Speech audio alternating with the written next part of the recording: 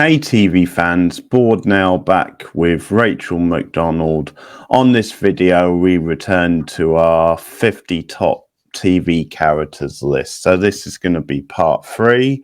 We're going to do the next 10 characters, so 25 down to 16. And the plan is to do the remaining 15 on the live stream. So look out for that. Rachel, what is your number 25? All right, so I am about to start another streak of characters from the same TV show, but this is not as long as the Buffy one, so you only have to bear with me shortly. So at number 25, starting off this little mini streak of characters from this series, is a character from, honestly, one of my favorite TV shows that I was only introduced to in the last few years by my husband, but I've absolutely fallen in love with this show.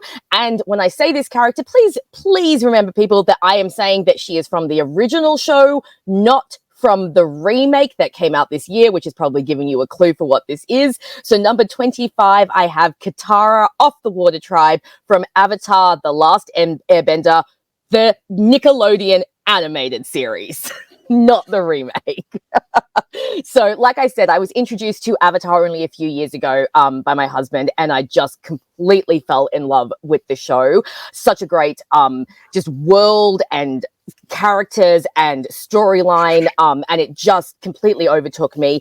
Katara is kind of our secondary protagonist. Our protagonist is obviously The Last Airbender, but Katara is quite possibly a stealth protagonist. The show is told through her eyes. She does the narration. It starts with her and her brother discovering Aang the Airbender and unfreezing him and bringing him into the world, and she becomes kind of his guide. Now, Katara is such a great character, and especially for a female character in 2005 in a kids show, she's a fantastic character, completely well-rounded. She's definitely the mum character of the group, you know, the responsible one, the one that tries to keep everyone together, but she's also got a lot of fun sides.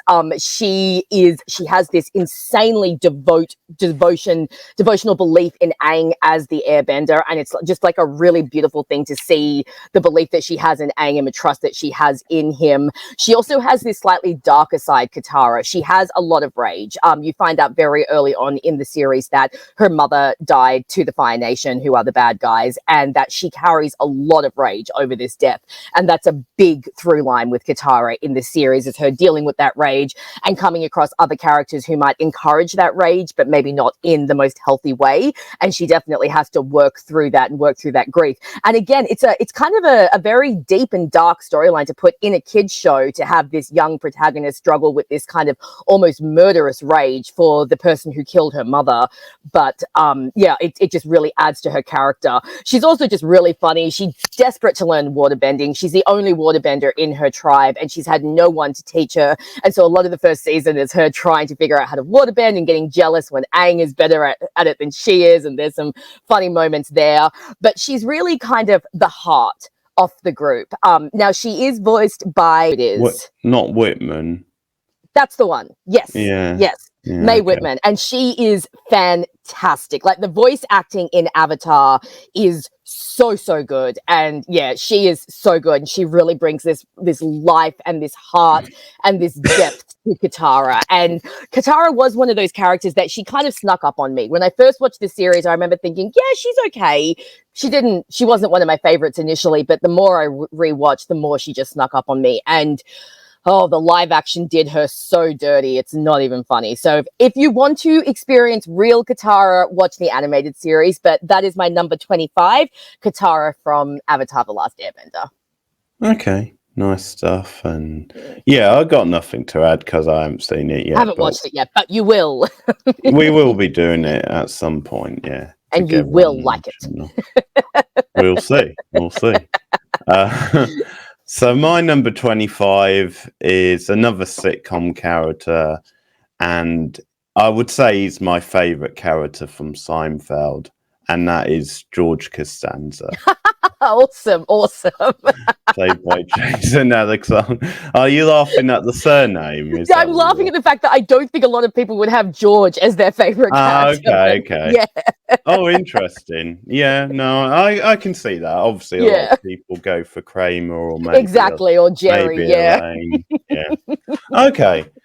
So yeah, played by Jason Alexander, and I don't know if you knew this, but like George is based on Larry David, one of the co-creators. Oh, So, okay. No, I didn't yeah. know that. That's So cool. they sort of work in a lot of real life stuff from what's happened to Larry David into the Yeah. characters, and I think just his kind of character is modelled on that very kind of anxious, slightly erotic sort of Yeah. character that you think of with Larry David. Mm. But yeah, no, George is a classic sort of plucky underdog character.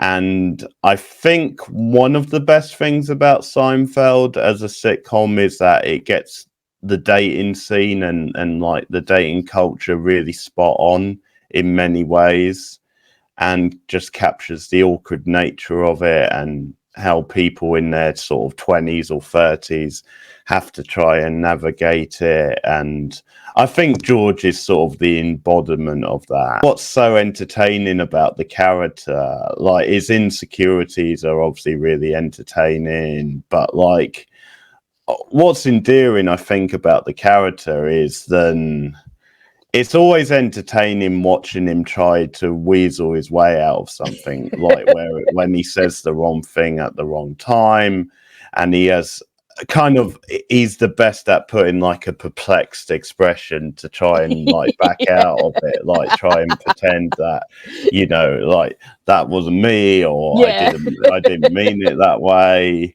And I mean, one of my favorite scenes with him and one of my favorite reactions with him is when he's just got a new job in the episode. Like Elena's got him a job at her publishing place, and he basically blows it by having sex with the cleaning lady. Oh no. in the office. Yeah. And when the boss brings this up to him, he just pauses, and it's like total deadpan. It's like, was that wrong? Oh no.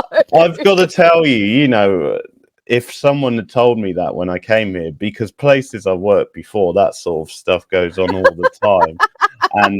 And I mean, that episode, the red dot it's called, is just a great example of him constantly having to try and weasel out of things, because the red dot of the title is that he gets Elaine a reduced sweater in a sale. And it's reduced because it's got like a red dot on it. But he gets it because it's a thank you for getting him the job. But then you've got the whole thing about Kramer notices the red dot, and it becomes the whole thing. And then George has to try and lie about the fact that he didn't know the dot was there, that kind of thing. And then later on, when you've got a whole thing with the cleaning lady where she threatens to turn the tables, he offers her that same sweater, and of course she notices the red dot. So it's this hilarious thing where he's constantly making life worse for himself. Yeah. As I said earlier, he's a plucky underdog. Something a little bit endearing about the way he punches above his weight, both in his professional career. Of course, one of his his most famous job is when he works for the New York Yankees for a few seasons. Okay. Yeah, that provides a lot of great material. Yeah. With the owner George Steinbrenner and some of the politics of that stuff. But like, yeah, I think the way he overachieves and continues to punch above his weight, and I think with a lot of other characters, and if it was played by a different actor, you would probably hate the character because of some of the things he does. But like, I think he just makes the character human enough and like innocent enough where you do sort of warm to George, like you want him to do well. But of course, he is his own worst enemy, and that is entertaining to see as well. And he fits in naturally with the group. But yeah, he is my favorite character, I think, on Seinfeld, because I like the actor a lot. And yeah, some of the best moments of the show comes through the characters. So yeah, George Costanza is my 25. Nice. Well, I've spoken before about how I actually haven't watched that much Seinfeld. It's not 100% my brand of humor. They're a little too mean for my liking, but I get it. Like, I can totally appreciate, the show for how long it ran and, its significance as a part of pop culture. And the few episodes I have seen, George is hilarious. He is so funny. He's easily, I think he's actually the funniest of the bunch. Just the way that he delivers so many of his lines. Jason Alexander he's really good. I've seen him in like other things here and there. And I only know bits and pieces about Seinfeld, but like, doesn't he have a fiance who like dies from like licking a poisoned envelope or something? Like I remember that. And and one of the payoffs of that is because in an earlier episode that season, you've got Marissa Tomei guest starring as cool as herself, and George finds out that a friend of Elaine knows Marissa Tomei, and so he's curious about her. It's like, I could date an Oscar winner. He's very confident, isn't he? And there's this whole thing about, but you're engaged, and cup of coffee, does that count as a date? And then, just to show him having no sort of shame, the moment Susan has died, he rings her up. It's like, I've got the funeral on Tuesday, but I'm free for the rest of the week. Terrible. Oh no! That's so funny. That's so good. But when you said Seinfeld, I thought maybe you were going to go with Kramer, because I know Kramer is a very fan favorite. So when you said George, my laugh was kind of just more delighted, like, someone's actually picked George, the underdog. So that's cool. I like that a lot. Well, my next one, as I said, we're on a streak, so it is another Avatar character, but it is kind of the underdog of Avatar, and that is Sokka of the Water Tribe. Now, Sokka is Katara's older brother. Sokka was my first favorite character on the show. He was the one I fell in love with immediately. I kind of describe him as the Xander of Avatar, just not as bad as Xander. Like, Sokka's a lot more likable, but he's kind of that character that he doesn't have any kind of special abilities. He's not a bender. Katara is a water bender. They pick up an earth bender later. Aang is the Avatar, so he can bend everything. Sokka doesn't have any particular special skills. He's often kind of, in his own way, he's kind of his own worst enemy. There's an episode where they go and see this fortune teller, and the fortune teller basically tells him, you're going to have a life of like hardship and suffering, mostly brought on by yourself. And, so he's that kind of character, but he's got a lot of heart. Sokka. He is this kind of very weird mix of like someone who is simultaneously not serious enough, but also too serious. He always kind of keeps them like going. Like, he's the one that makes all the plans. He's the ones that comes up with a lot of the battle strategies. He comes up with a lot of the subterfuge and a lot of the sneaking around that they have to do. But he's also the comic relief. So he does stupid things. Like, there's an episode where he drinks the juice of this cactus in the desert, which basically makes him high for the entire episode. So, so he has that nice balance of like a really stupid character, but who also has who does have the brains. And as with all the other characters, Sokka grows a lot. So much. When he first starts out, he is your typical teenage boy. He's sexist, he's arrogant, he thinks that he knows everything. And a lot of his journey is him realizing that, maybe I shouldn't be a sexist arsehole. Maybe I should recognize that, women, can be warriors. There's a whole episode where he encounters this group of female teenage warriors, and they end up helping to train him. It's really beautiful.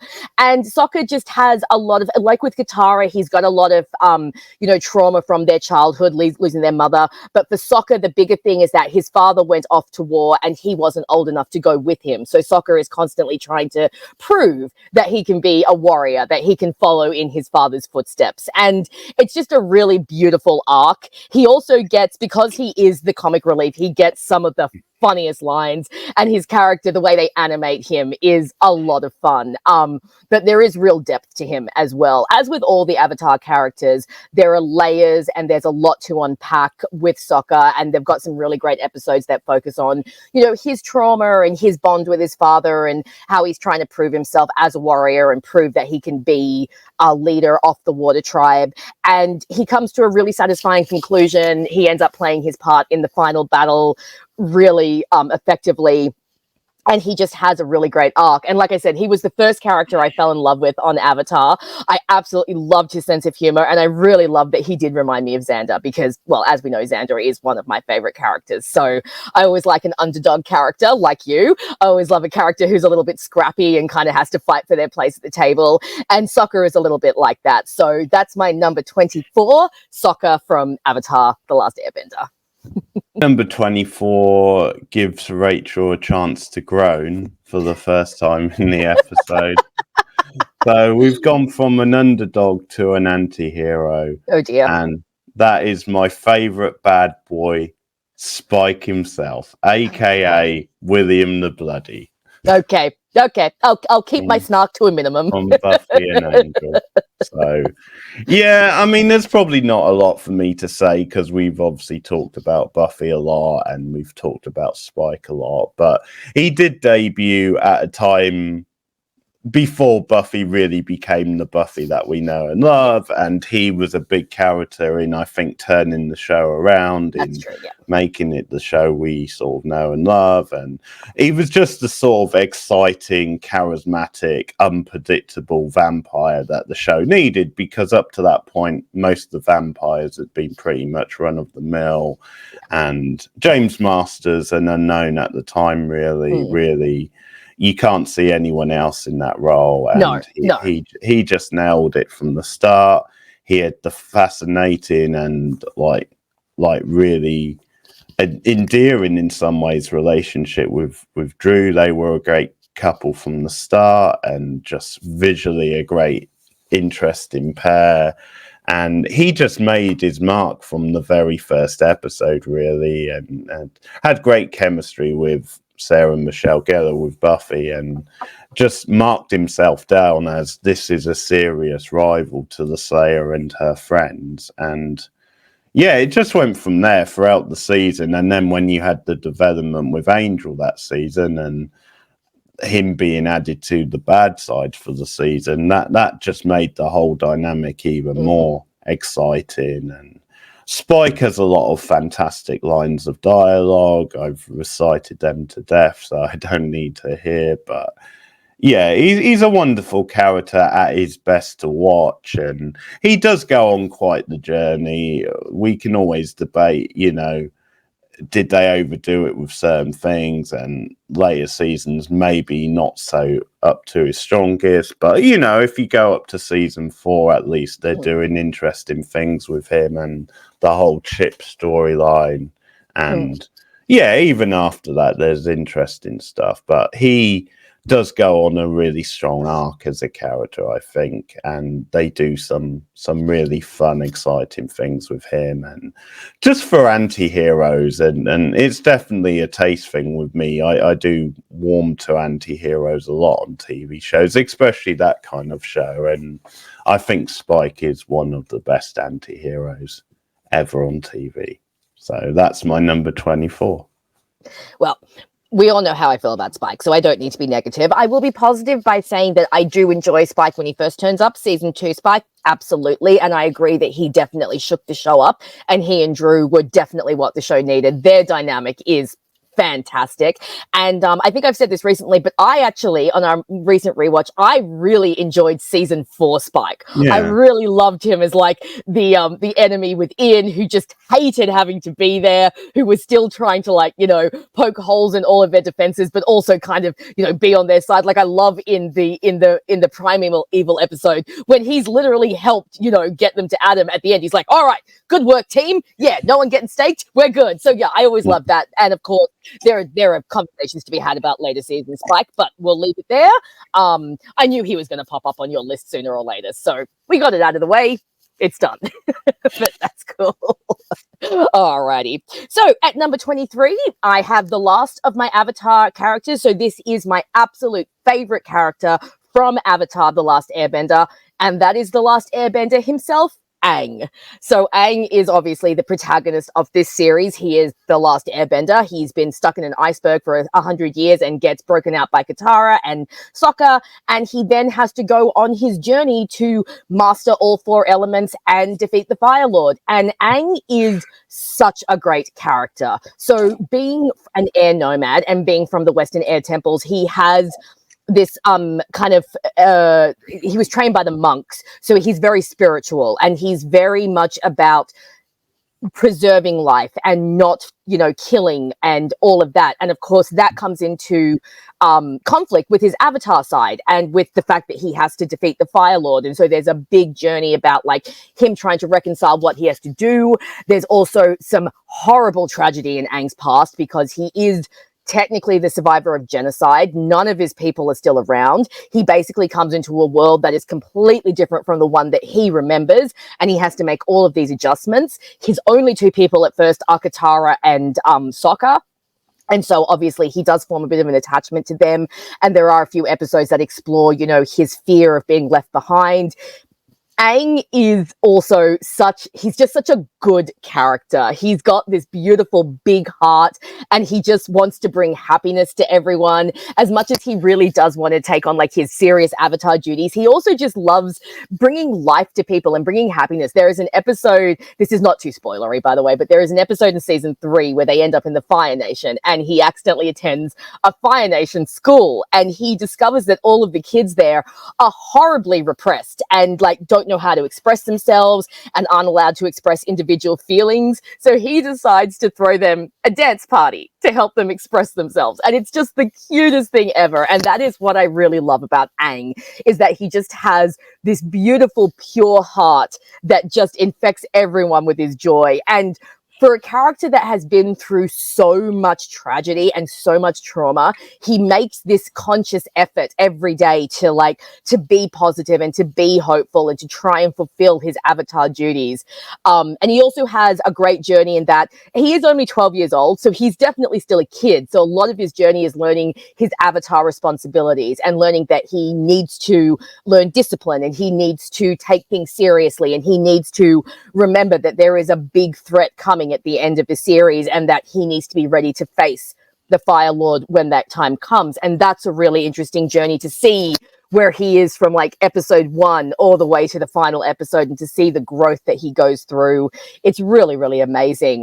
He also has incredible dynamics. His dynamics with everyone in the show, I just love them all. We get to see some past dynamics of his from before the genocide happened, which is really beautiful to see the monks who raised him. And then his current dynamic with like Sokka and Katara, the way they become like this little found family, it's so beautiful. And just everywhere he goes, he just makes friends, and people respond well to him. So like I said, Sokka was my original favorite, but after I rewatched the series a lot, I just completely fell in love with Aang, and I just love him more and more the more I watch the series. The kid who plays him in the live action, I will say, they look like they literally pulled him off the screen. I could not get over how perfect the casting was, but unfortunately, as with everything in the live action, they did not do his character justice. So definitely watch the animated series if you're curious. But that's my number 23 and the last of my Avatar characters, Aang, the Last Airbender.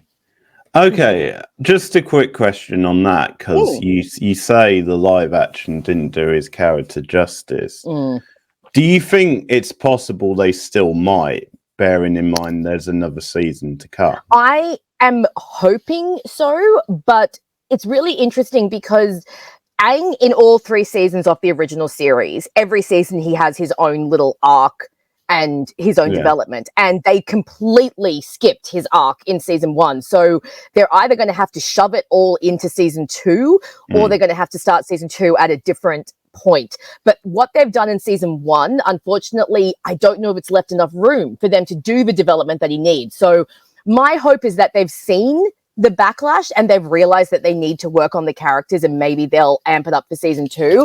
But I don't think they'll be able to do anywhere near as good a job as the original did. Now, what they've done with the first season, it's made it harder for them to go forward in where they need to take Aang. Yeah, number 23, I've gone back to a sitcom character, and I've gone for Liz Lemon from 30 Rock, the lead of 30 Rock, played by Tina Fey, who I think is brilliant. And I think it's not understating it, but I think definitely for a 10-year spell, Tina Fey was one of the most important females in entertainment, really, female in comedy in particular. I'm pretty sure she was the first lead female writer on Saturday Night Live, so that was I think I knew that. Yes, that's quite impressive. Kind of landmark. And I know it was her impression of Sarah Palin and that whole skit which kind of got her noticed, and she worked a lot with Amy Poehler. They had quite the partnership. And of course did the script to Mean Girls as well. Yes. So was getting herself noticed through her writing and various things. Yeah. So of course 30 Rock is that kind of perfect send up, like a very meta show, like almost like the inner workings of a TV network, which is very similar to NBC, the network which aired it. And yeah, so that was kind of the thing. But her character was like the perfect kind of lovable nerd type character, and it was a great example of a female on TV who could have it or could strive to have it all. So you would see her have what you may say are typical female concerns, but at the same time she was very ambitious, she's very career driven. She gets to be the funniest person in the room at times, but she also gets to be the butt of the jokes at times. So she, in a way, gets to be one of the boys. And what is a consistent throughout 7 seasons of the show is her performance, is just how she's just so sharp with the delivery of the one-liners and the dialogue. And just how she is very consistently watchable throughout, and that's saying something, considering she had never really led her own show before. Like, she is really good in it, and it is. I think someone to really look up to, and just someone who isn't afraid to make a fool of herself, but is, manages to pull it around and be quite endearing as well. She does some great physical humor with it. There's some great like relationship humor with various characters.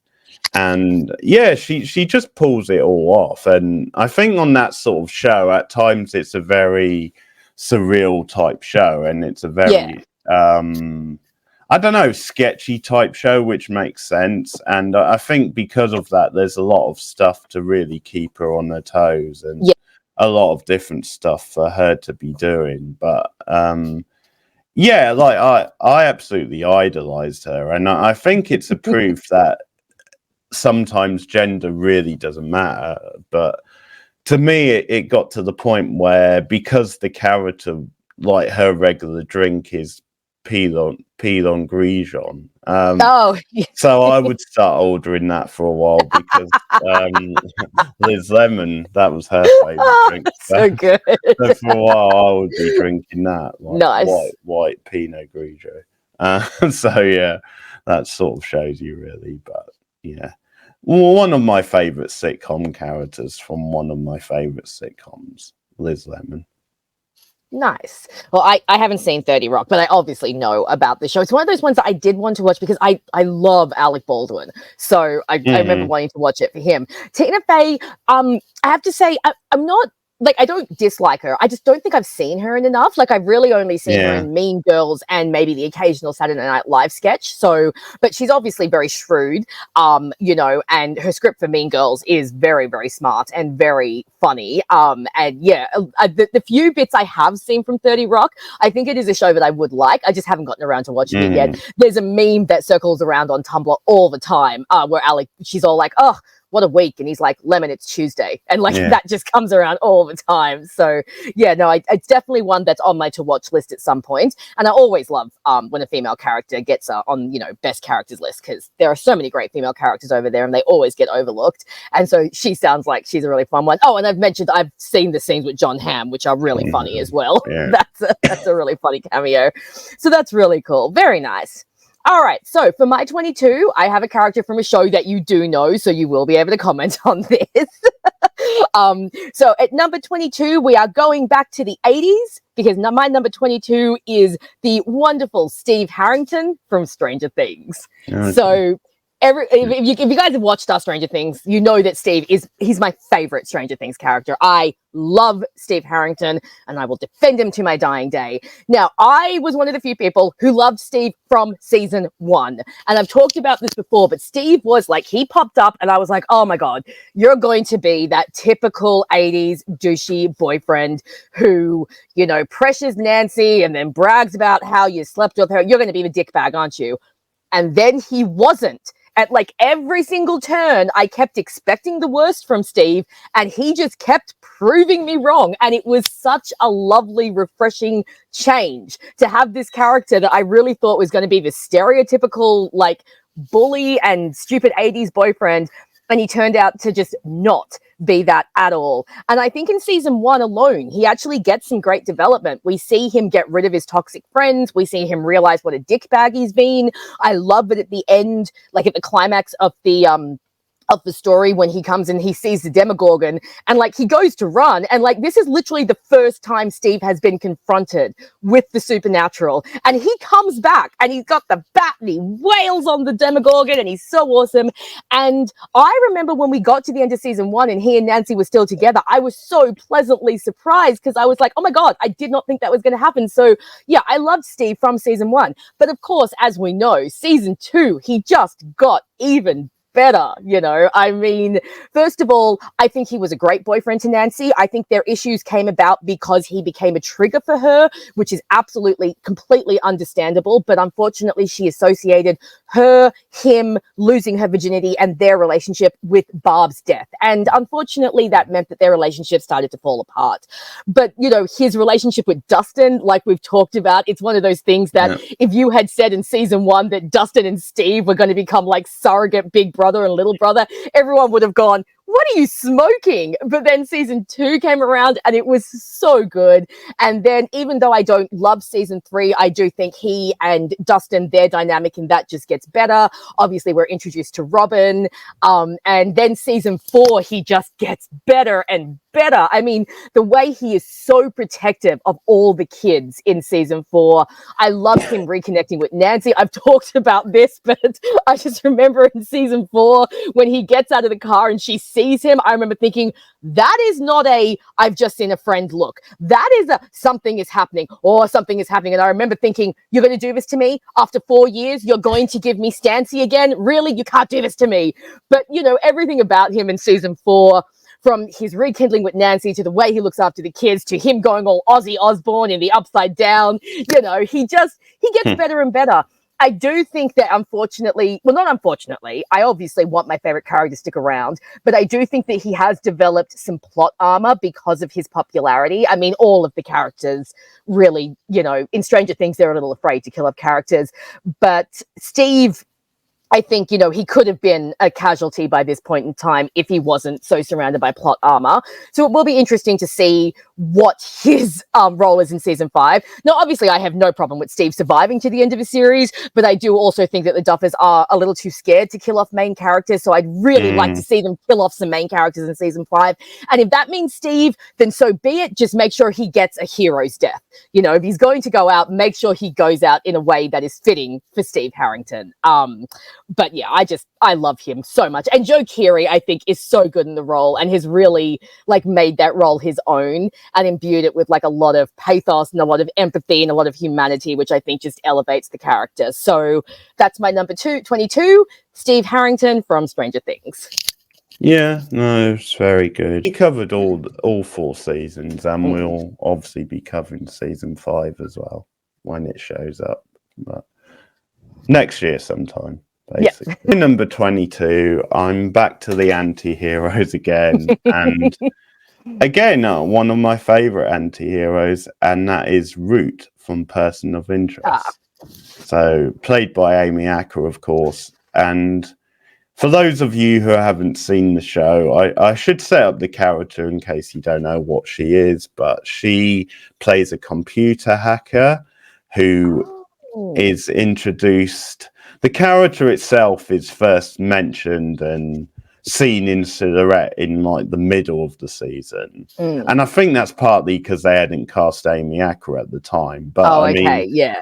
that works out well because it adds a level of mystique to her anyway. But like, she then makes a proper on-screen debut at the end of the season 1, the finale. And so she plays a computer hacker who has an interest in the machine, the AI of the main gimmick of the show, and she wants kind of control of it. Although the way she puts it is she actually wants to set it free, and she has this very unique idea of it, almost like it is a god type thing. And so she's introduced as a villain, but as things go on, she becomes very murky and becomes really an anti-type hero.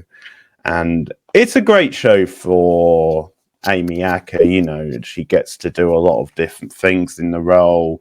She gets to do some kick-ass action stuff, which she is very good at doing.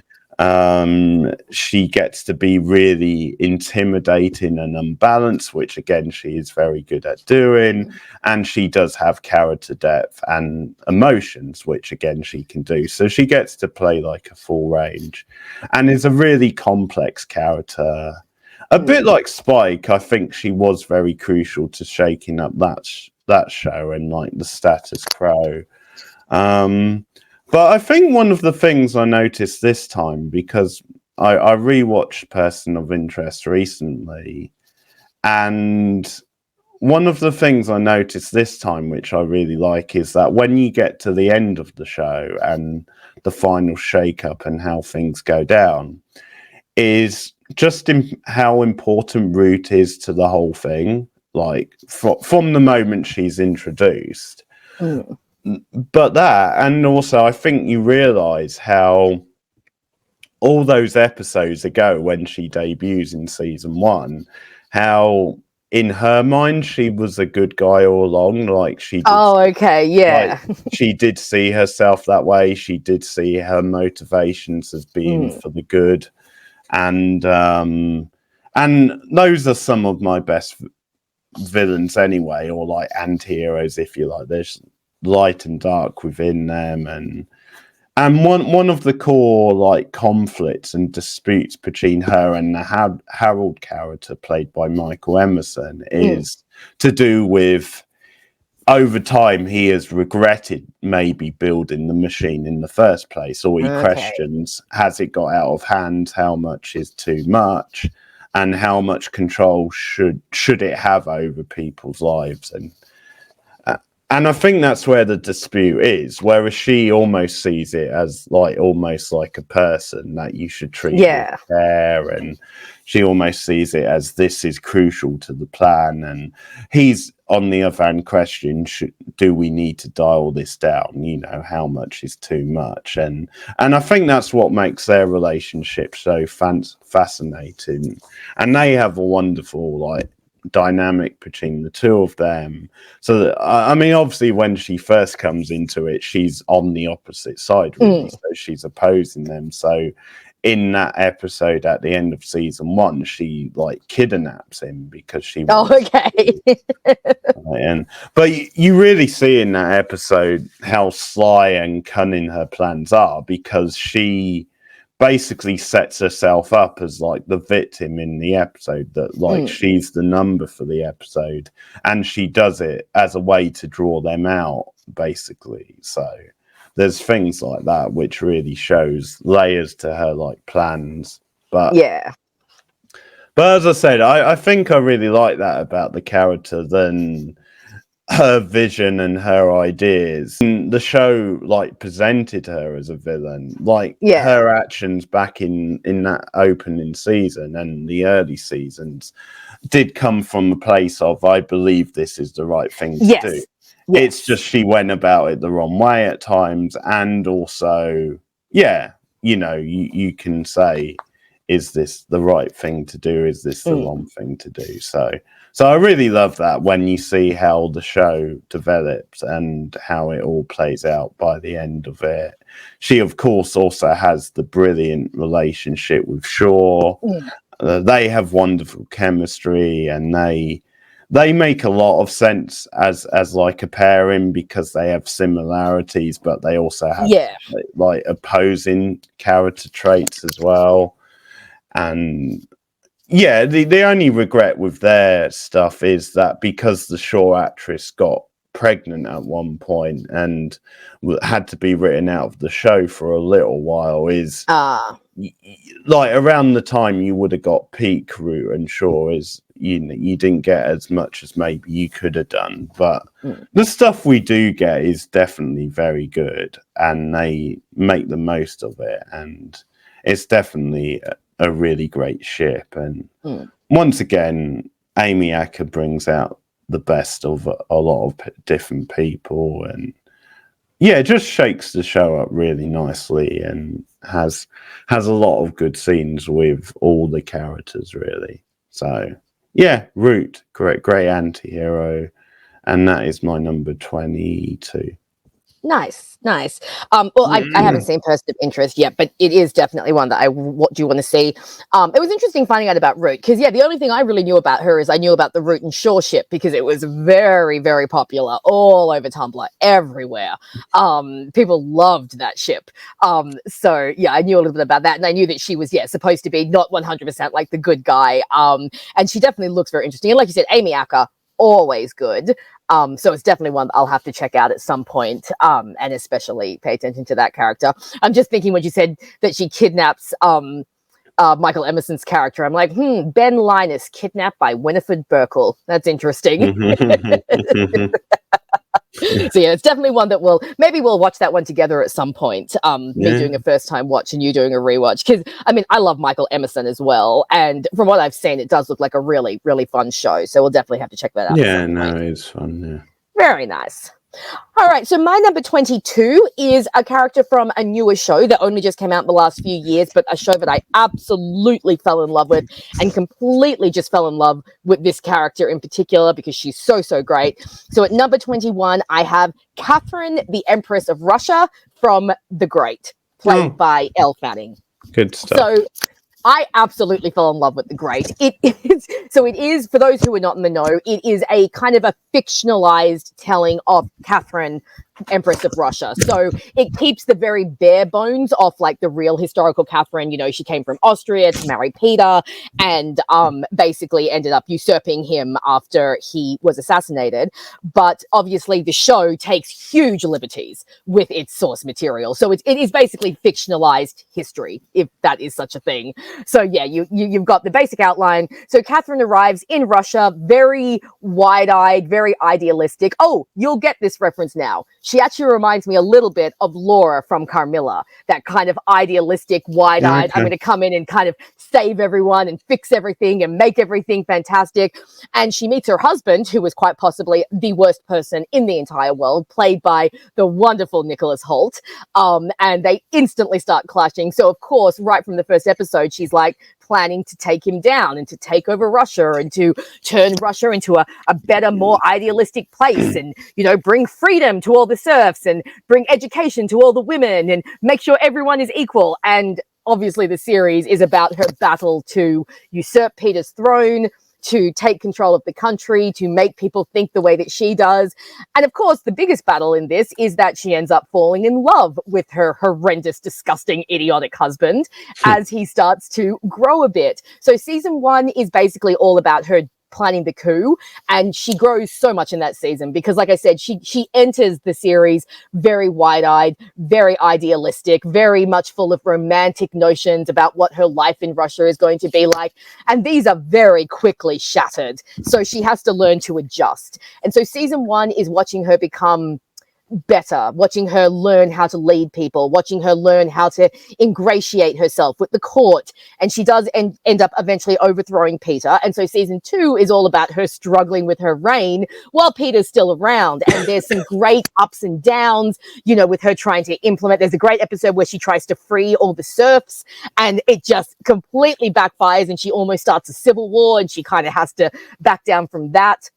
And then in season 3, she's pretty much continuing that, trying to figure out how to continue her reign while all of her complicated love life and everyone else is like going up against her. Elle Fanning in this role is so good. She just brings Catherine to life with this wonderful spark and effervescence, and this character who could very easily be a little bit of a caricature because she is so idealistic and so wide-eyed. Elle just manages to bring this real humanity to her, so you really feel for her.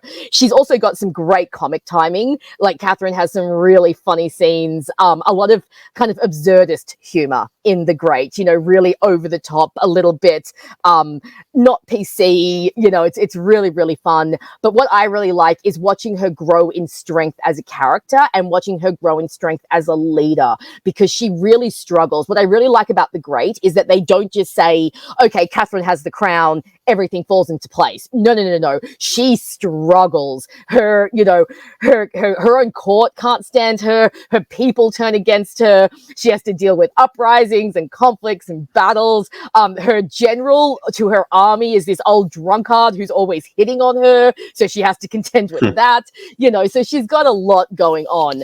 And I just think that she has such a great journey.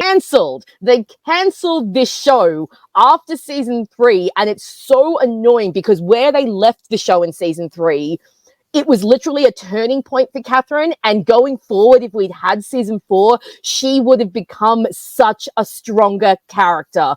And there was so much more to explore with her character, and there was so much more to go into. We never actually saw her become the Great. Like, she was on her way, but she hadn't got there. And I don't know why Hulu canceled this show. Like, I don't know if the ratings dipped or something, or they just decided that it just wasn't worth it anymore.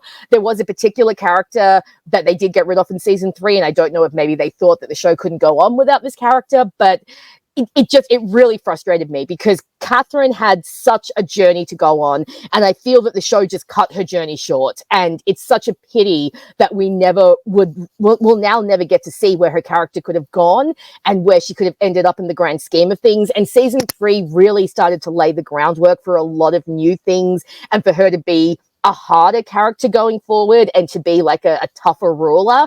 And the fact that it got cut short, it annoys me. I mean, we didn't get left on any kind of cliffhanger or anything, but it definitely, the show wasn't finished and her character definitely wasn't finished. But for the 3 seasons that we did get, she's fantastic. And like I said, Elle Fanning, I think this is probably the best role I've ever seen her in. She just makes this character absolutely her own and just imbues her with all of the different traits that Catherine has. She can be sweet and light, but she can also be ruthless and dangerous, and she just plays it so well. It's just such a pity we're not going to get more of it. So that's my number 21, Catherine, Empress of Russia, from The Great.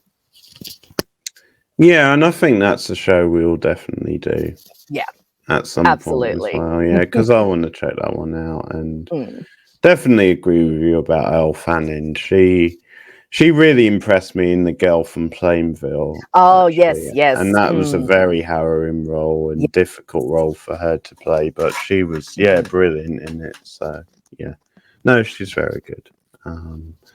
So my number 21, I'll just say a long time ago we used to be friends, and that will lead you into, it's the title character from Veronica Mars.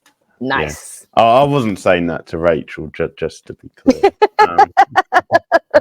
It's Veronica Mars herself, played by Kirsten Bell, everyone's favorite teenage private eye.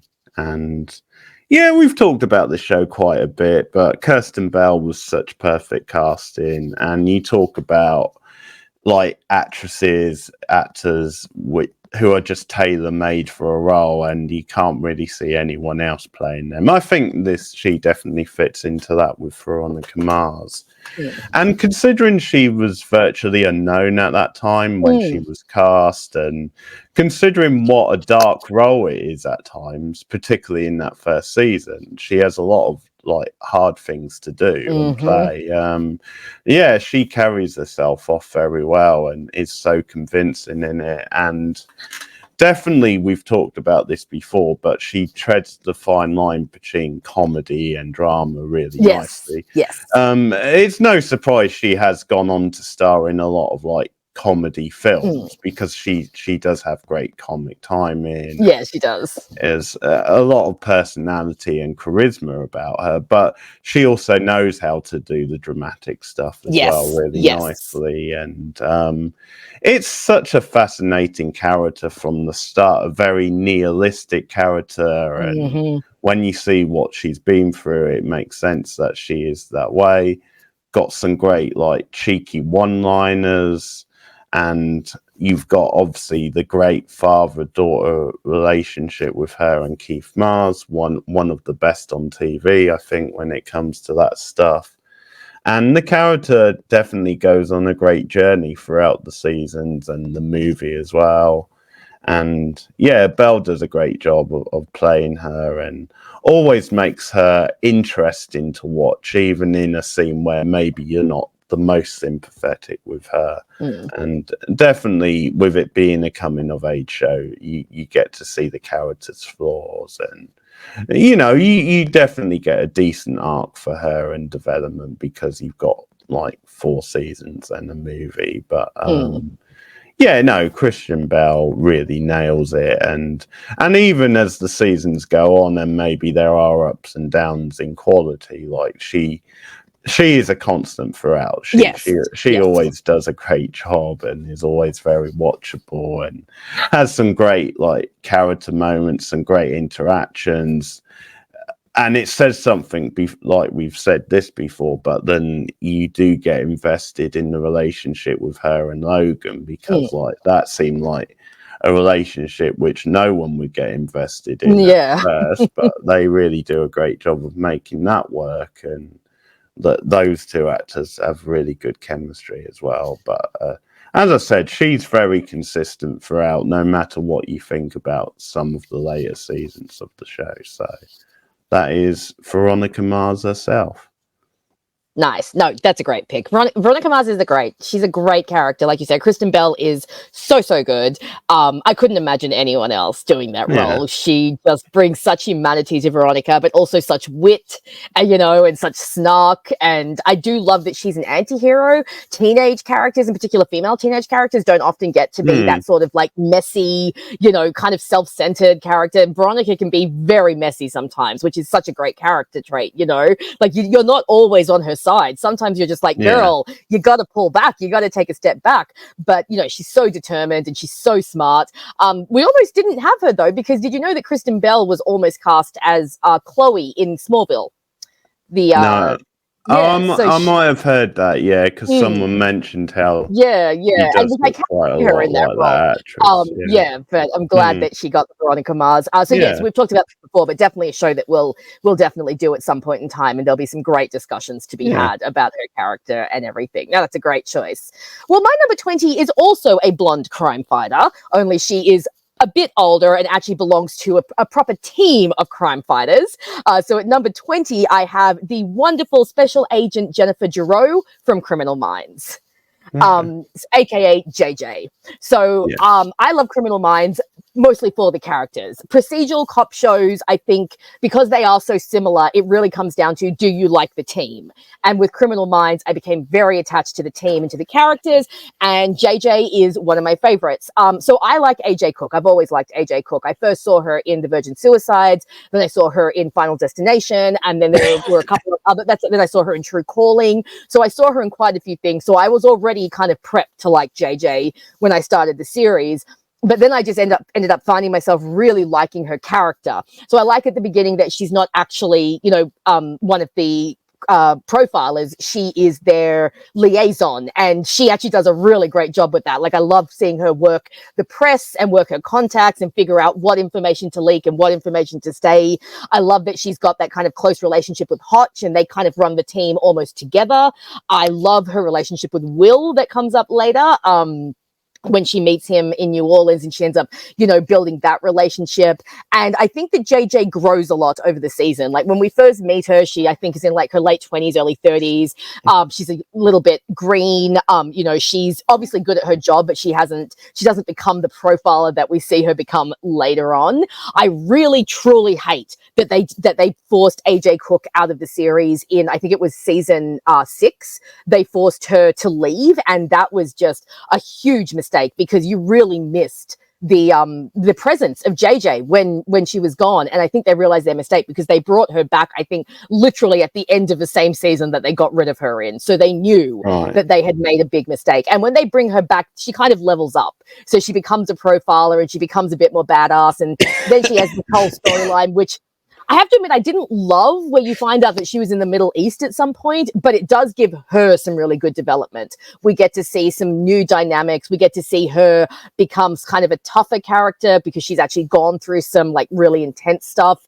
Then I like that they work that. She also has some really fantastic character moments. There's one in particular that I absolutely love in the episode with Tim Curry, where they're trying to find Tim Curry. He's the unsub. They're trying to find his character, and she gets access to the national broadcast, like the thing that you would use to broadcast a national emergency. So she actually ends up broadcasting over all the radio stations, and she does this big epic speech that essentially gets the guy to let the hostage that he's got go. So, she really is effective in that moment. And I think that AJ Cook is really good in the role. I think that she really makes JJ her own character and imbues her with a real sense of like empathy and humanity, and just really makes her lovable. And I love her relationship with Garcia, because she and Garcia originally are usually left behind at the office while the others go out into the field. So that's always a really fun dynamic. And her and Prentice also have like a really great dynamic. And I always love strong female friendships on TV. And I think that she's got a couple of the best. So that's my number 20, Jennifer Giroux, aka JJ from Criminal Minds. Do you know why they tried to force her out during that season? Budget restraint, something like that. Something to do with money. Yeah. Okay. It's always something to do with money. Yeah. Well, it annoys me that so far there's not really been a character of yours that I can give you stick for. I know it's coming, because that one, yeah, I can't give you stick over that one. Like, it's not really my taste of show, but I've watched quite a bit of it, and it's watchable, and she's watchable, and yeah. So it annoys me though, but I know they're coming. I know they're definitely coming. Oh dear. 20, and I hope I'm saying his surname right, but my number 20 is Tom Rabsagan, something like that. Well, he is the Matthew McFadden character from Succession. So, oh, okay. Probably my favorite character on Succession, and a bit of a casting masterstroke, getting Matthew McFadden to play the character. And he's just one of those actors. I think, although he's popped up in a lot of things and has been in some quite big projects, I think he's sort of a criminally underrated actor. But yeah, so Tom's a fascinating character because he marries into the family, basically. He's the one who's married to Shiv, who's like the daughter. And he's one of those. So he has a long running role in the firm, and he is actually very loyal to the Logan character, the Brian Cox character, and there's times where where there's sort of conflicts and there's internal like scrapping between Cox and his like children, and often the Tom character will take the Cox character side ultimately. But yeah, no, he's an interesting character because of the way he's brought into the family, and it's almost like the Saul character you feel really bad for at times, because like in a way, all he did was fall in love with a particular woman, and that led Oh, to okay. him being, Yeah. like, holy shit, there's no way out now. You're part of this whole sort of shit show, and there's times where he obviously shows his qualities and he's very loyal. But yeah, he's, because obviously a big part of the satire of Secession is to do with masculinity, and Tom's a great example of that, where he is sometimes forced into trying to act like the most macho kind of guy you've ever seen, and Matthew McFadden, that's not really him. I mean, No, so no, it's not. it's and I think there's this interesting idea of, like, is that really him? Like, is that him just being an asshole for the sake of it because he can, because he has a certain amount of power, or is it just him feeling he has to do that, like he's being pressured into that? So there's a lot of layers to the character. He obviously has, I mean, a lot of the best scenes of the show is him and the Greg character, who's a character who is like in the bloodline of the family, but is really far down, and Okay. he has a fun little arc, because the Greg character, who's like, he's like a nephew or something, or a okay. cousin, but like literally the first scene you see with the Greg character is he is at one of the theme parks which they own, and he's literally the entertainment. So he's dressed in like a costume type thing. Nice. And from there he sort of gets a promotion, and like he's with the Matthew McFadden character a lot, and it is often like, if the Matthew McFadden character doesn't want to do anything tricky, he'll pass it over to Greg. Oh, okay, yeah. But they have a classic sort of broy type relationship. But I think there is love there as well, even though you don't always see it. And also there's a lot of layers to the character because of his relationship with Shiv, who is the daughter, as I said, and yeah, no, I really like their relationship, their chemistry, and how complex that is. How at times she kind of takes him for granted. So I think there is a real human side to him that we see, and not to really give anything away about the final season, but he does play a crucial role in the shake-up of things and how things are all going to pan out. But yeah, Matthew McFadden, he plays him so well, and so many great characters. There isn't a weak character on Secession, but if I had to pick my favorite personally, it would be him, the Tom character. And I think it's partly just what a surprise Matthew McFadden is in the role. Like, it's a real coming out role for him. So yeah, that's Tom Wabsagans from Secession, my number 20. That's a great last name. That's fantastic. It's something like that. Yeah. No, I haven't seen Succession, but I do know the character you're talking about. Again, Tumblr, you see a lot of GIFs. Matthew McFadden, I really only know from the 2005 Pride and Prejudice. He plays a very good Mr. Darcy, very sexy in that one. But yeah, no, I know what you mean. He's been in a lot, but he's never really seemed to quite break through. So it's definitely a show that I'll probably check out at some point in time, because the characters do seem really interesting, and the whole dynamic of the show just seems really intriguing. And my sister really loved it, and she recommended it to me. So I'll keep an eye out for his character when we do start watching. That's cool. All right, so coming in at number 19, I have a character from a shared show that we both very much enjoy and both love. So I don't think you can give me any crap for this character. I've gone from female heroes to female villains, because my number 19 is the wonderfully amoral lawyer, Lila Morgan from Angel. Okay, excellent. Yes. I love Lila Morgan. Okay, first of all, Stephanie Romanoff is so good in that role. But what I really love about Lila is that she is a villain with no qualms about the fact that she's a villain. You have Lindsay, who's very conflicted. He doesn't know if he's doing the right thing or not. Lila, no. She's evil and she knows it. And I just love that she is unapologetically just you know, in it for herself. And I think that's a really fun trait. I think she gets a lot of really fun back and forth with Angel. I really loved over seasons 2 and 3 watching her like grow into her own at Wolfram and Hart, because I do think that in the first couple of seasons she does unfortunately live in Lindsay's shadow a little bit, because Wolfram and Hart are more interested in Lindsay than they are in Lila. But once Lindsay leaves, we get to see Lila really come into her own and really start to make strides at Wolfram and Hart and climb the ladder. I mean, obviously one of her best scenes is "You went over my head."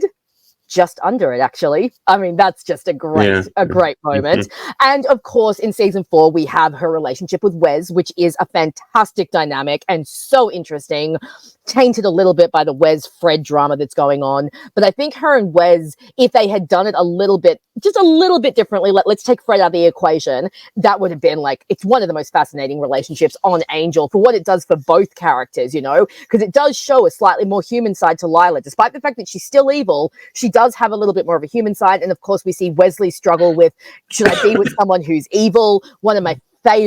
Probably one of my favorite scenes in Angel is the part where he tries to burn her contract. I mean, it's such a beautiful scene with both of them, you know, realizing that they actually did matter to each other. So I think that's just great. And yeah, I just think that every scene she's in is just so much fun. Every interaction she has with Angel is so much fun. All of the diabolical schemes at Wolfram and Hart are always really fun to watch. She gets some of the funniest lines. Like, I absolutely love in the season 2 when they're talking about the senior partners coming down to do the review, and she's all like, "Oh, I heard so-and-so actually pulled their firstborn out of daycare and offered it up as a sacrifice. Brown noser. My mother was right. I should have had kids." I just think, you know, it's just such a great moment. And like I said, she just grows so much in confidence. And like in season 4, there's a great bit where Angel comes to her to see if they can take on the Beast together. And he's like, "The enemy of my enemy." And she's like, "Can kiss my ass too. I don't have time for you." She's just so great. And one of my biggest complaints is I really wish that they had kept her around. I think they easily could have kept her around in season 5. She could have been their liaison to the senior partners instead of stupid Eve. And then we could have continued her relationship with Wesley. And it just would have been really, really great. I just think she's one of the best female villains out there. And I think Angel just gives her a lot to work with. And she's just really, really fun. So we'll probably talk a lot more about her when we review Angel, but that is my number 19, Lila Morgan from Angel. Yeah, very good pick. She's great in that role and is a great character. I agree. And yeah, it won't be too long till we get to Angel, of course. Yeah. It's interesting the point you make about season 5, because I think on the one hand I disagree and agree. I think I definitely am with you with Eve, because I thought she was a really boring character and like I didn't get into her character. But I do disagree about the timing. I think it was the right time maybe to end Lila's arc, I think. Fair enough. And you know, I can kind of see that, because, you know, there probably wasn't a lot more you could do with her. I would just prefer anything over Eve. And like I said, if we'd had her in season 5, then maybe she could have continued her relationship with Wesley. And with them now both working for Wolfram and Hart, it could have been a little bit more of an even relationship. 19. I'm going back to a sitcom, actually. And lots of sitcoms. Yeah, the lead of the sitcom, and that is the title character from Blackadder. So, okay. good old Edmund Blackadder, played by Rowan Atkinson. And obviously Rowan Atkinson has had a great career in comedy, but I would challenge anyone to come up with a better role for him than Blackadder. I mean, he just nails it so well. Now, I'll say the first season, which probably is the weakest season of the show, his character is a bit different, and I'm not as keen on his character in the first season, because in series 1 the character is a little bit more weaselly and wimpy, and he doesn't get to be as nasty and kind of like cynical as like the classic Blackadder that we sort of know. Like, he's still fine, and you know, Rowan Atkinson is still sort of giving it his all, but like, yeah, it's not quite the same as classic sort of Blackadder. But after that season, he does become the character that we kind of know and love, and obviously has just so many memorable lines and so many like interactions, and just him constantly trying to come up with schemes and trying to weasel his way out of things is always great fun. He's a great physical actor. He's got a great sort of deadpan delivery. Great chemistry with Tony Robinson, who plays Baldrick, his servant, and just a great character throughout the show, really. And I think when it came to it, like if you think about the end of Blackadder, the original run, they did bring it back for a Sky special, actually, for the Millennium. Oh, did they? I didn't know that. Yeah, like a one-off, which is pretty good. It's a time travel episode. It okay. actually has Colin Firth in and a bunch of other Oh, people. cool. Yeah, Colin Firth plays William Shakespeare, but nice. I can see that. Yeah, the whole gag is then Blackadder goes through history and changes it. So then, so he kind of like does something where it leads to Shakespeare not writing all his great works and so then he has to go back and change it later on, type thing. But it's actually pretty good. The end of Blackadder goes forth, which is like so famous now, and it is one of the classic examples of you can do drama in comedy. It's actually all right to do drama. And I mean, the acting in that scene is very good, even though it's from actors who you think of as comic actors, and he does some great acting in that scene as well. So he can kind of make you feel something when you need to, I think, with the character. And I think the trick to a character like that is even in those moments, he still feels like the character. It doesn't feel like they've done a complete like 160. Yeah. Like it doesn't feel sort of forced. It just comes out naturally, I guess, because of the situation and because he has shared certain things with these other characters. But he's a timeless character. He's such an entertaining kind of villain of a character, and a lot of charisma from Rowan Atkinson in the role. So Blackadder, the title character. Oh, I like that. That's a slightly, different type of the character. I haven't seen Blackadder since I was a teenager. They let us watch it in school. I can't remember which class it was for, but I do remember watching it. And I do remember enjoying it. For the ending, I still remember the end. But when I was younger, and I don't know if this is unpopular, but I was not a Rowan Atkinson fan because I hated Mr. Bean. Like I couldn't stand Mr. Bean. And so it took me a while to realize that Rowan Atkinson is actually quite a talented actor outside of like that persona. And Blackadder was one of the ones that helped me see that. So I think, I know Stephen loves it. I know he had the box set at one point, so we'll definitely rewatch it. But no, that's a great pick. Something a little bit outside the box. I like it. Coming in at 18 is a character from a show that you haven't watched and I wouldn't really recommend anyway. But it's a fun show for me. But I do love this particular character. So my number 18 is the character Caroline Forbes from The Vampire Diaries. So The Vampire Diaries is a little bit of a guilty pleasure for me. We all know how much I love vampires, so I will obviously watch shows that involve vampires. And The Vampire Diaries, for a CW show, was decent. It was not, Riverdale's levels of stupidity, but it wasn't anything you'd write home about either. It had good mythology. It had, fun characters. And Caroline Forbes is honestly one of the best characters ever. So Caroline is one of those rare characters where becoming a vampire, because she gets turned at the beginning of season 2, actually makes her better and her character better. So in season 1, look, I've loved Caroline from season 1, but I know that in the fandom, she took a bit to grow on people, because in season 1, she's kind of the typical, popular girl, very type A, very much about appearances and like, I have to be cheer captain and I have to be this and I have to be that and I have to make sure that my life is perfect. And then when she gets turned into a vampire, and that's right, she doesn't really have a lot of sense of self as a human. She's a bit kind of like the guy she dates is always negging her and she's kind of always making herself smaller to kind of fit into that relationship. She doesn't have that much confidence. But once she becomes a vampire, she grows so much. She becomes more confident, she becomes like more likable, she becomes more empathetic, she becomes just this insanely awesome character.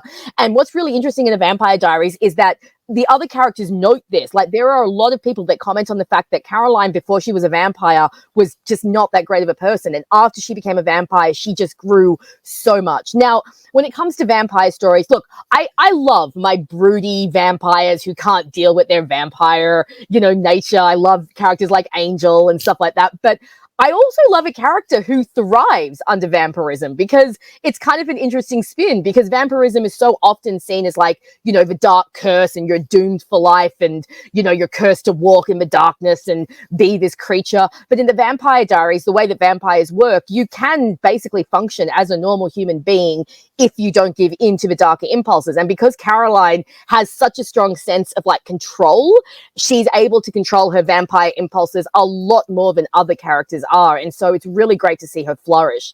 She also gets like just really great storylines over the season. She has a great one in season 2 where she helps another character transition into becoming a werewolf, and she treats him with so much sympathy and so much empathy and really helps him through his transition. Later on, she's a great fighter and she becomes really pivotal in a lot of different plans that they have about the different forces that are coming after them.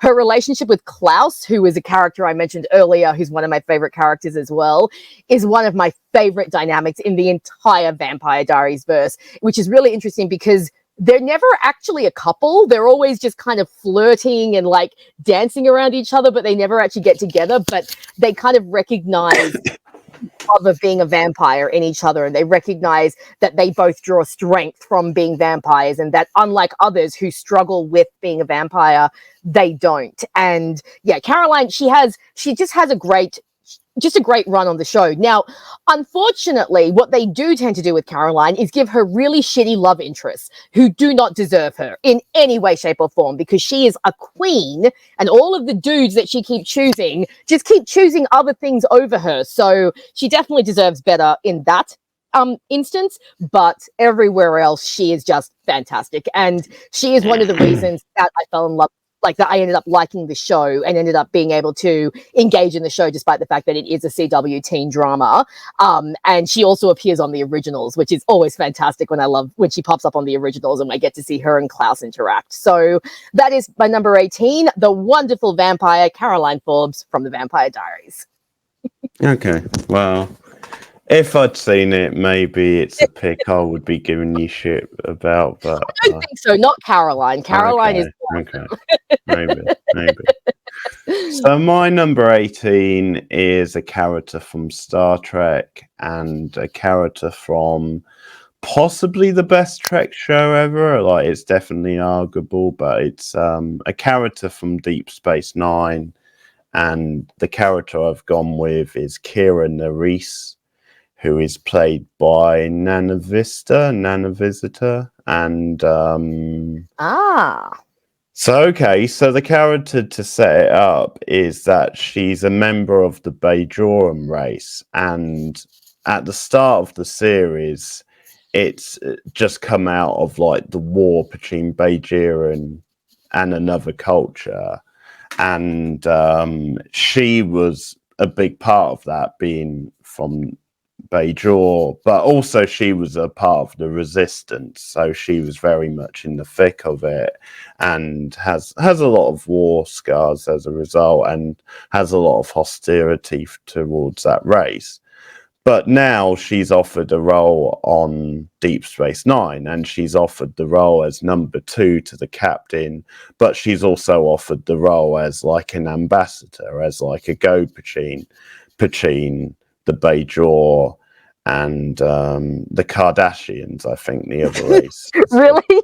Well, yeah, I know that's pretty funny, considering. That's awesome. But you've got to bear in mind the show was before. Oh yeah, the show predates the Kardashians, but that's still pretty funny. That is funny. I think they're called yeah. That's pretty funny in hindsight. But yeah. So yeah, no. She's offered this role, and she's very conflicted because of her background and her loyalties. And so from the start, she's very uncomfortable in the role at times, because there's definitely times where she has to do business with the culture that she kind of hates the most and feels they're responsible for all this bad stuff. And there's times when obviously she has to, because she has very steadfast, very stern kind of like views, and kind of is very, very strict in her beliefs. Yeah. But there's times when she has to try and check that at the door. Immediately, the character is given a great sort of complex setup because of that. And yeah, she's in all 7 seasons, so she's given a really great arc and a lot of development, a lot of complexities to her.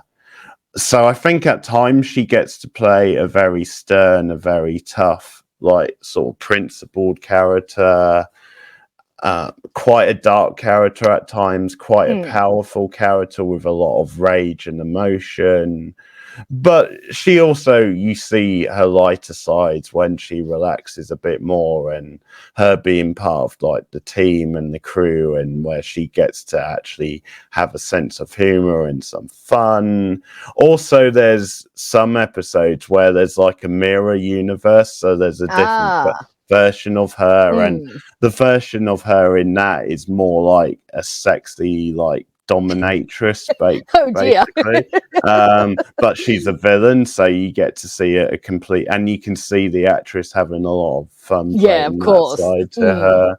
So you see many different sides, and the actress plays it so well. And I think she's just one of the most complex characters on the show, and one of the most meaty characters. And she has a couple of like interesting romances as well. Like I know you don't necessarily think of Star Trek for the romances, but these are really like intriguing, like character links, character dynamics, and like proper, like true, like relationships, the way they're portrayed.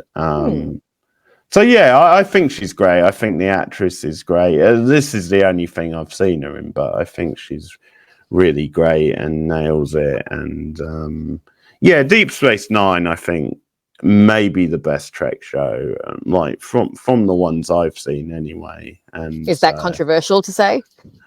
I don't know. I think there's definitely a strong core of fans who maybe think it, but then I think there's definitely then others who might say something like Next Gen. But it's, yeah, I don't know if I would say it's controversial, but it's yeah, I wouldn't necessarily say it's a majority opinion. Okay. But it's, yeah, she's definitely one of the standout characters. And again, it's a show with I don't think there's really a weak character on that show. So there's quite a few good ones to pick from. But yeah, that's Kira Nerys from Deep Space Nine. Nice. Well, obviously a character I know nothing about, and I don't think Star Trek will be one of the ones that we'll do, because it's not really my brand of TV shows. But I mean, you know, from everything I hear, it sounds like there's great characters. It sounds like the show itself was very progressive, especially as far as female characters go. And, you know, you listing this female character sounds like proof of that. So that's cool. Plus, I always, like I said, always love when a female character makes it onto best character lists. So very nice. So speaking of female characters, my number 17 is another female character from a TV show that I introduced you to that you actually liked. My God, who knew? So coming in at number 17 is Detective Amy Santiago from Brooklyn Nine-Nine. So Nine-Nine, of course, another show that's got a ton of great characters. There's lots to choose from. But my original favorite was Terry. And as we saw, he did turn up on my list just a little bit lower.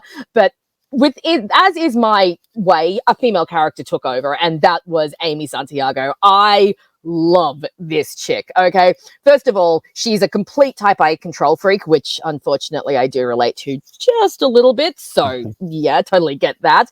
I love how passionate she is about her work. I love that she's just a massive nerd. You know, she loves filing things, she loves her binders, she loves organizing things. She gets so excited about like Paperback Monthly, and she's such a nerd. And I love a nerdy character. I think that Melissa Fumero, who plays her, again, a really great performance. performance, really imbues the character with a lot of humanity, makes it so a character like Amy could very easily become annoying, but I think that Melissa's performance kind of prevents that. Extremely, extremely smart. I love how intelligent she is. Huge ambition as well. The fact that she wants to be like the youngest female captain, you know, she's always striving towards her goals. We see her take the lieutenant's exam and come like, you know, first, and she's so great. I also absolutely love that Amy is really scary. Like, everyone on the show talks about how like Rosa is scary. Now, I don't find Rosa scary because, quite frankly, I have been Rosa. Rosa is all bark and no bite. She's all a front. Whereas Amy will freaking kill you, okay? Amy is like the definition of looks like a cinnamon roll but could actually kill you. She is very scary, and I kind of love that psycho side of her that comes out whenever she's extremely stressed or under pressure, or someone has just, you know, put the wrong file back in the wrong place. She's just so great. Great comedic timing. All of her stupid little dances, so much fun whenever she's, you know, doing her dumbass dances. And yeah, she's such a great character. All of the characters on that show just work so well together. Her and Jake, one of my favorite sitcom romances, because they avoid all of the stupid cliched, you know, tropes that we had in the 90s that we're all sick of. There was like a good build up. I think there was just enough tension. There was just enough drama, and then it got resolved really quickly. And I really like how she and Jake have a very adult, mature relationship. You know, they talk through their problems and they confide in one another, and they you know, they boost each other up, and but they also have this really fun competitive streak. Like, I love whenever they have a Halloween heist and they're always just ready to just, you know, murder each other. Even though they still love each other, they've got that competitive healthy streak and they really challenge each other. And yeah, Amy she just took over my heart. I just love her so much. It's quite a few traits in her that I do see in myself, but it's just kind of like, oh, maybe I just need to chill out a little bit. But yeah, absolutely love her. So she's coming in at number 17, Amy Santiago from Brooklyn Nine-Nine. Okay, that's great. Yeah, I did watch it for the first time recently. We've talked about it, and yeah, no, obviously I had Rosa earlier on my list, but I do love Rosa too. Number 17 comes from another HBO show, and that is the Elle Swanagen character from Deadwood. So he's the Ian McShane character. Ian McShane's obviously a great character actor who has had many great roles over the years. Yes. I don't think I'm exaggerating by saying this might be his best role ever. He's just, again, a little bit of an anti-hero. Like, at times it's easy to see him as a full-blown villain, where he can be very cutthroat, he can be very cold and heartless and calculating. But I mentioned this before because I think when Deadwood popped up on my best shows list, that there are layers to him and there are like other sides, because he of course takes on like a disabled cleaner, and although he doesn't always admit this, he did it as a way to give her employment, whereas she might not otherwise have been given employment. So you do see that there are layers to and also, as I said on the same video, the fact that he at times treats them the same as he would treat anyone else. So he's not afraid to curse them out the way he would curse out anybody else. A lot of charisma from Ian McShane in the role. A lot of, as I said, layers and complexities to the characters. And there's obviously some really dark stuff that happens in Deadwood, and a lot of the toughest stuff comes through that character.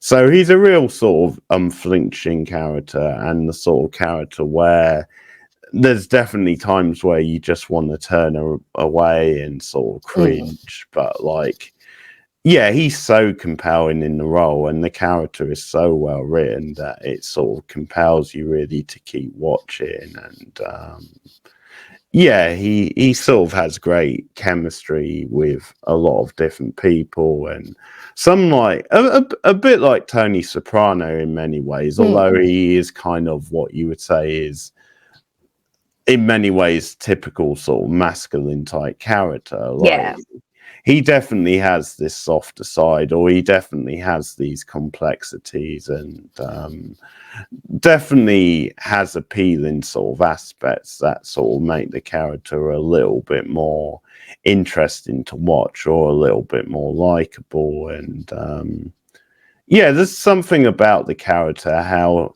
he does have his own set of morality, like he does have his own core set of values that he sticks to very strongly.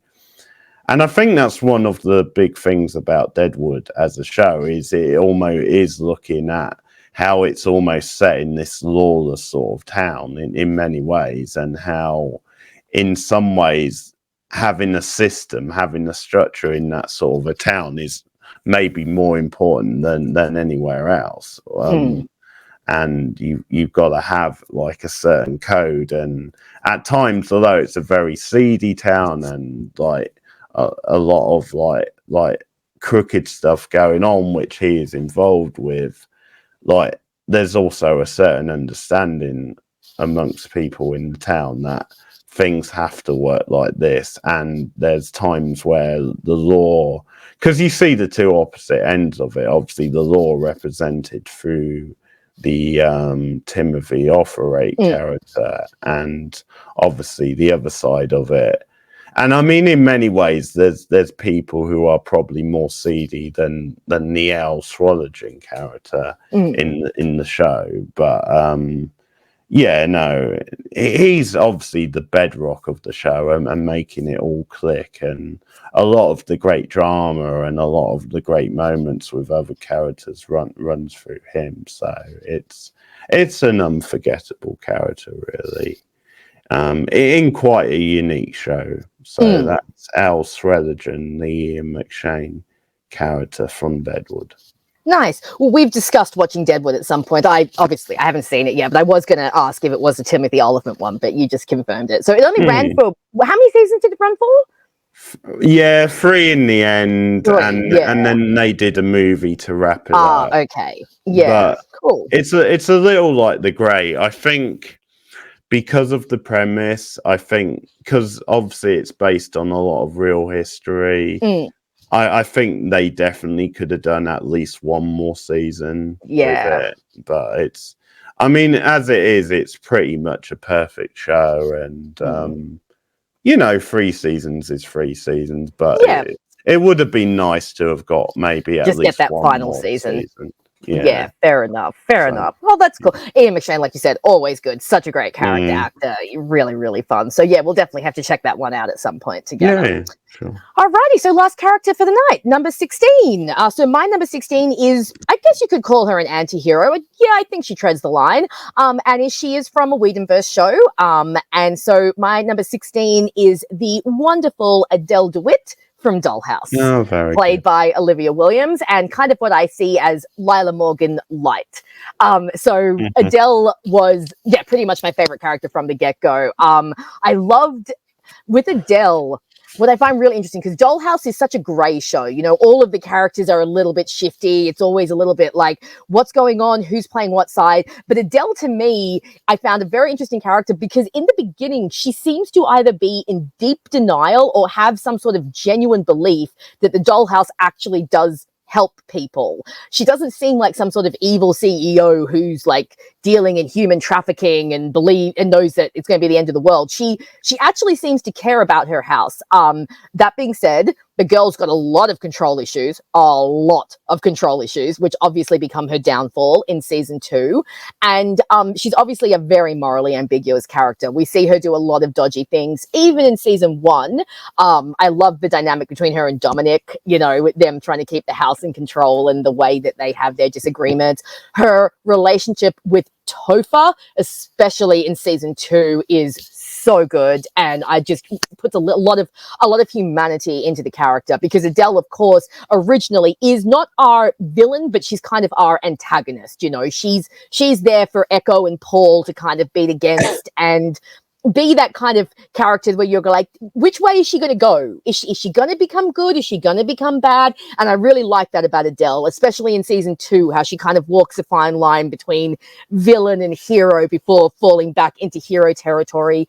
I also really like that she kind of becomes their general. Like, while Echo is the main fighter, Adele is their leader. And you definitely get that kind of strength and that projection from her, especially as the series goes on and, you know, things become more complicated with the Rossum Corporation. Once Paul comes into the dollhouse, I love her dynamic with Paul. I kind of low-key ship those two, not in like a they should be together kind of way, more in kind of like a, okay, you two have so much tension between each other, let's just bang and get it over with, okay? Because we know you both want to. So they're kind of similar, and they have a few moments where you can see that they can read each other's minds and they can figure out what the other one's doing. And I think it's a shame that we didn't get more of that dynamic. As with everything in Dollhouse, because we only got 2 seasons, there's a lot of untapped potential with Adele. And when we do see her in the finale in Epitaph 2, I think it's a real pity that we didn't get to see everything in between, from the end of, you know, the Hollow Man to Epitaph 2, just to see how much everyone has changed and evolved, and particularly Adele, who has lost so much power and, you know, so much affluence and influence that she had, and has come down to like this very on the ground, boots first sort of soldier. And I just think that's a fascinating evolution. Again, I think that Olivia Williams does a great job. She's got so much poise and so much class. Adele is so classy. Like, I wish I had half the class that she has in her pinky finger. I could never be that elegant and that like that regal. I think she's so awesome. Yeah, I might have a little bit of a crush on Olivia Williams. Let's not talk about that. But, you know, she's so good, and she's such a great anti-hero. And I think that if Dollhouse had run for a few more seasons, we really could have gotten into some really meaty things with her character, because there are things hinted at that we don't get any follow through on. Like, they say that she used to be a scientist, like she started Rossum as a scientist. So I think it would be really interesting to see how she got from there to running the Dollhouse. The character of Roger, when she uses Victor's, you know, to use that personality to have a little getaway. It's like, who is Roger? Who was he to Adele? Is he a made-up personality? Is he someone from her past? And obviously her relationships with Dominic and with Echo, with Topher, with Paul, they're just all so good and so rich. I mean, Dollhouse has a lot of issues. There's definitely a lot of flaws in that show, but I also think there's a lot of really, really interesting, good stuff in there. And Adele DeWitt, for me, was like one of the best things. So that's my final character for today, number 16, Adele DeWitt from Dollhouse. Yeah, no, I totally agree. She's great. And Olivia Williams, I'm a big fan of. Always have been. She's always good. One of the first things I saw her in was Rushmore, the Wes Anderson film. Oh, yes. I haven't seen it, but I've heard of it. Yeah, and I was really impressed with her in that. But yeah, she's very good. She's always watchable. But that role in Dollhouse really is her kind of great, like, starring role where she got to really showcase herself. Yeah, I think so. Because you think of her in a lot of supporting roles in general. So she really shines in that show, and of course we will do it at some point. Yes, a lot to be talked about there. yeah. So my number 16, and it's the second time I'm mentioning Michael Emerson on this video. Oh. So my number 16, I think, is probably his greatest character, and that is Ben Linus from Lost. Yeah, gets the thumbs up from Rachel. So one of the great TV villains, and although he's very good in Person of Interest, and he's very good in a lot of things, I think he is at his best when he's playing villains. But it definitely brings some complexities to it as well. Oh, yeah. But yeah, no, he's got a lot of charisma. He is one of those characters that really shakes up the dynamics of Lost and makes it a more interesting show with him being in it. I mean, just the way he's introduced in the show. Oh, yeah. Like, there's a lot of mystery around him. And when I first started watching it, because I watched it and I went in pretty much fresh. I didn't know a lot about the show. I think I knew he might have been in it at some point, but I didn't really know anything about the character. So when I started watching it, like, you're not sure if he's going to become a long-running character. So, and they definitely make that a great mystery when he's introduced about, like, is this guy telling the truth? Is he not? And of that season, that's some of the best stuff. You know, them having him captive, them questioning him, and at times how he seems to be manipulating them. At times, is he more innocent? And it's just fun seeing this really slow burn performance build up from Emerson, where you slowly start to see what this guy is all about. And it's a great example of what Lost does at its best. You know, it's sort of puzzle box sort of mystery. And yeah, no, he's a great character pretty much from the start. But I mean, once you find out more about him and his whole backstory on the island, yeah, there's so many rich sides to the character, and he's one of the most important characters on the show. And yeah, no, obviously a frustrating character because of many of his actions. The way he treats his own family is I know, messed up and crazy. He has great rivalries on the show. I love his rivalry with Charles Widmore and their whole thing back and forth. It's fantastic. Because again, it's hard to pick whose side you're on, really. Like, you can sort of see both sides, but then they're both ultimately kind of villains as well. Yes. I mean, in the long run, you're kind of with Ben, maybe, because it's that thing. Widmore's just that little bit worse. Yeah. And I think with Ben, it's sometimes the devil, that kind of thing.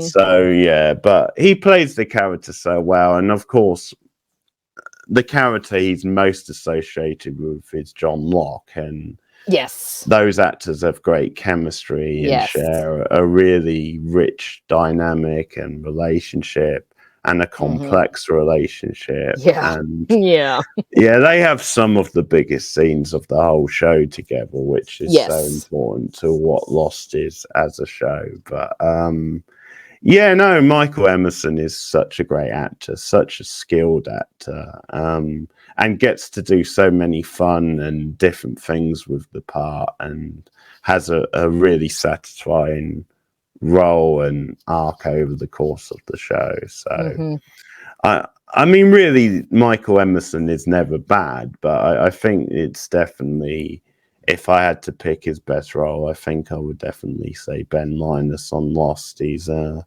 unforgettable but also complex villain. So yeah, Ben Linus. Great choice. Ben's awesome. He's, like you said, he's just so complex. There are so many different layers to him. Yeah, that whole thing where he's pretending to be Henry Gale. Because I remember when I first watched that, I could not tell. Like, half the time I was like, oh, no, he's definitely who he is. No, wait, no, he seems nefarious. No, he's fine. No, wait, hang on. And yeah, that great back and forth. Another dynamic of his I love that you actually don't see that much of, but when it's on screen, it's great, is him and Hurley. Him and Hurley are fantastic. That scene where he comes to visit Hurley at home and Hurley throws the pizza pocket at him. Fantastic. And I love their little moment outside the church in the finale. It really shows you that whatever time they spent together after the events, it obviously was very significant for both of them. And I like that in the Flash Sideways, he gets the chance to make amends with his daughter, and kind of make up for all the horrible shit he did when he was on the island. No, obviously Lost is just a treasure trove of fantastic characters. So you have so many to choose from, but Ben is definitely one of the best. And like you said, Michael Emerson, so good. He can be so intimidating, but also so like chill at the same time. Like, you think, oh no, this guy's, he's nothing, and then he switches it on, you're like, oh no, he's definitely a bad guy. And yeah, no, it's fantastic. So that was cool. Quite a few different varieties today. Nothing that you were able to make fun of me for. Don't think that there's going to be any going forward either, because all my characters are fantastic. But that was fun. And remind me, have you had a Lost character yet? Oh, you had Jin, didn't you? Yes, I had Jin already, and we'll just have to see if any more come up. I think there will be more, and obviously interesting. A fun see. thing to do is when we get down to number one, we could see if we can guess who each other's number ones are. Because I have a vague idea that I might know who yours is, but we'll Okay. have to see if you put them somewhere else and I'm wrong. So that Okay. could be interesting. Yeah, we'll definitely do that. And like we said earlier, part 4 will be on a live stream. So that's the That'll be last fun. 15. Yeah, it will definitely be fun. So thanks for listening, guys. Support the channel, of course, like and subscribe. You can also support me for as little as $1 a month on patreon.com/boardnow. So you get a bunch of exclusives. You get exclusive movie and TV commentaries. You also get such things as unpopular opinion videos. You also get early access to certain reviews and different stuff. So that's just $1 if you want to help the channel keep going and producing content. So thanks again, and I'll give Rachel a chance to promote her channel. Guys, you can follow me, Rachel McDonald, video essays on TV shows and movies, posting sporadic, but it's worth it when it comes up. So come and follow me, and my Tumblr and to my Instagram will also be linked through there because I'm hopefully going to start spending a bit more time over there. So come and follow me everywhere. Okay, thanks guys. Keep watching TV, and we'll see you again soon. Goodbye.